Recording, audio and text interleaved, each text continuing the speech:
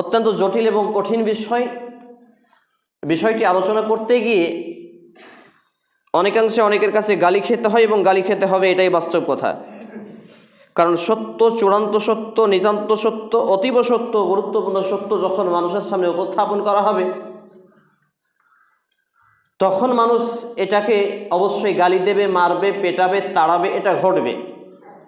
আমরা যদি দেখি সহিহ আল বুখারী 1 নম্বর খণ্ডের 1 নম্বর পর্বে ওহী সূচনা অধ্যায়ের 1 নম্বর হাদিস, নবী মুহাম্মদুর রাসূলুল্লাহ সাল্লাল্লাহু আলাইহি ওয়াসাল্লামের কাছে হেরা গুহাতে যখন জিবরিল আলাইহিস সালাম ওহীর বাণী নিয়ে এলেন, হক, সত্য, চূড়ান্ত সত্য নিয়ে এলেন, কোরআনুল কারীমের প্রথম লফজ আয়াত নিয়ে এসেছিলেন, ইকরা বিসমি রাব্বিকাল্লাযী খলাক, খলাকাল ইনসানা মিন আলাক, ইকরা ওয়া রাব্বুকাল আকরাম, আল্লাযী আল্লামা বিল কলম, আল্লামাল ইনসানা মা লাম ইয়ালাম। এই 5টি আয়াতে কারিমা আল্লাহ রাব্বুল আলামিন লৌহে মাহফুজ থেকে নবী মুহাম্মদুর রাসূলুল্লাহ সাল্লাল্লাহু আলাইহি ওয়াসাল্লামের উপরে শ্রেষ্ঠতম ফেরেশতা মালায়েকা জিবরিল আলাইহিস সালামকে নবী মুহাম্মদুর রাসূলুল্লাহ সাল্লাল্লাহু আলাইহি ওয়াসাল্লামের কাছে এই বার্তা দিয়ে পাঠিয়ে দিলেন।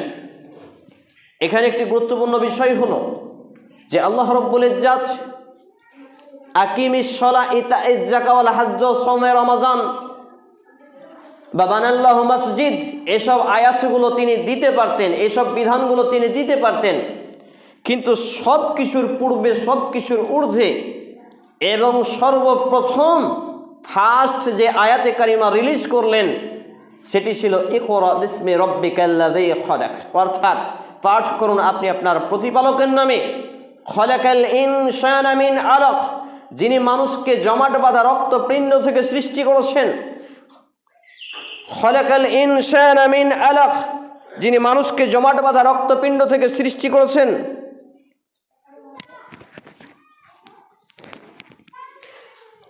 ইকরা ওয়া রাব্বুকাল আকরাম, পাঠ করুন আপনার প্রতিপালক মহা দয়ালু।